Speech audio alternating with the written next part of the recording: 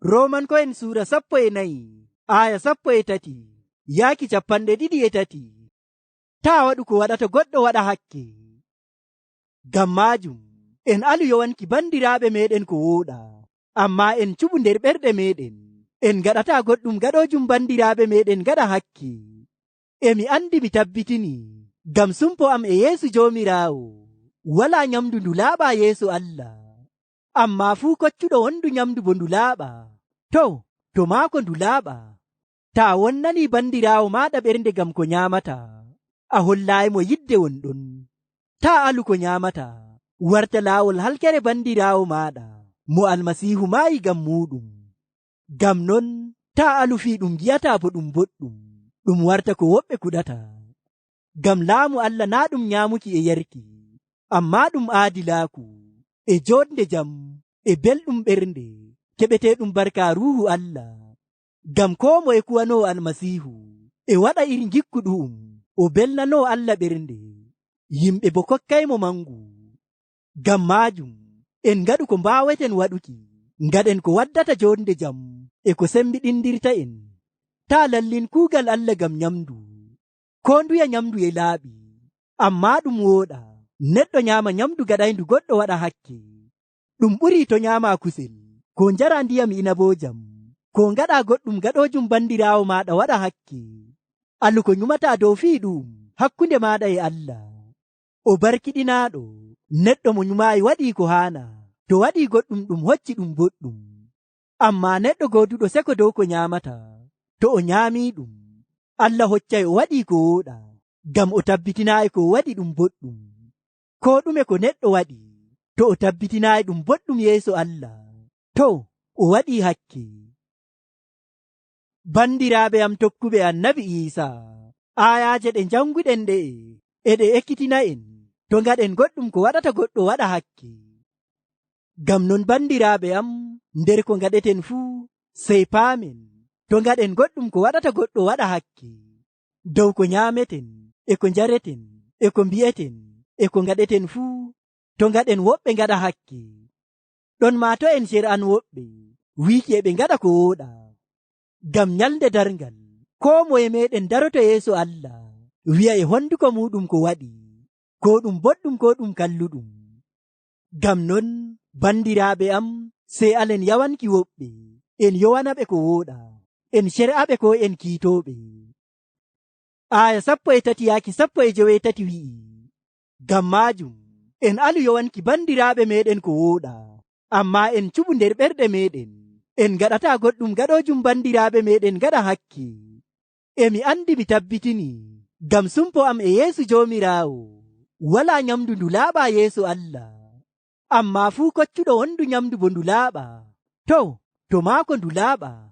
Taa wonnani bandiraawo maɗa ɓernde ngam ko nyaamata, a hollaayimo yidde wonɗon. Taa alu ko nyaamata, warta laawol halkere bandiraawo maɗa mo Almasiihu maayi ngam muɗum. Ngam non taa alu fii ɗum gi'ata bo ɗum boɗɗum, ɗum warta ko woɓɓe kuɗata. Ngam laamu Allah na ɗum nyaamuki e yarki, amma ɗum aadilaaku e joɗnde jam e belɗum ɓernde keɓeteɗum barka Ruuhu Allah. Ngam ko moye kuwano Almasiihu e waɗa iri gikku ɗum o belnano Allah ɓernde, yimɓe bo kokkaymo mangu. Bandiraaɓe am tokkuɓe Annabi Iisaa, ɓe imaanu mu'en sembiɗi, ayaje ɗe ekkitina en goodi hakke ko teddoral yimɓe geɓe ɗiɗi. Arande, yimɓe ɓe cembiɗa nder imaanu mu'en dow Annabi Iisaa, hakke maɓɓe ko teddoral maɓɓe dow meɗen. Ngam non sey paamen e ko ngaɗeten, ko nyaameten e ko njareten, to ngaɗen goɗɗum ngaɗay ɗum ɓe peggo, ko ɓe cela nder imaanu maɓɓe dow Annabi Iisaa. Ngam non sey kakkilen dow ko nyaameten e ko njareten e ko ngaɗeten fuu, to en ngaɗu goɗɗum ko yewata imaanu maɓɓe, sey ngaɗen ko sembiɗinta imaanu maɓɓe. Non ma ɓe tokkaaki Annabi Iisaa, en goodi hakke maɓɓe ko teddoral maɓɓe. Ngam non sey kakkilen to en ngaɗu goɗɗum ko wonnata kuugal Allah, ma'ana to ko nyaameten ko ko njareten wonna kuugal Allah yeeso maɓɓe. Ngam non bandiraaɓe am enen tokkuɓe Annabi Iisaa, sey kakkilen eno joɗortoɗen e ko iri ɓe yimɓe ngam ballen ɓe faama laawol Allah, to majjinen ɓe ko bonnen kuugal Allah e laawol ko jareten ko ko nyaameten, sey ni ngaɗen ko mbaaweten waɗuki, ngaɗen ko wooɗi e ko waddata jonde jam e ko sembiɗinta sumpo hakkunde meɗen e ɓe tokkaaki annabi Isa.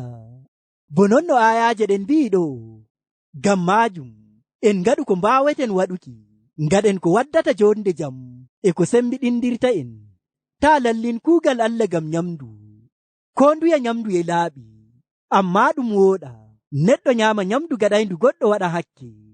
Ɗum ɓuri to nyaama kusel, ko njara ndiyam inabojam, ko ngaɗa goɗɗum gaɗojum bandiraawo maɗa waɗa hakke.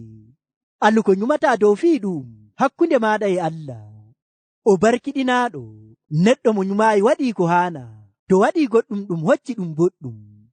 Amma neɗɗo goduɗo seko dow ko nyamata, to o nyaami ɗum Allah hoccay o waɗi ko wooɗa, ngam o tabbitinayi ko waɗi ɗum boɗɗum. Ko ɗume ko neɗɗo waɗi, to o tabbitinayi ɗum boɗɗum yeeso Allah, to o waɗi hakke.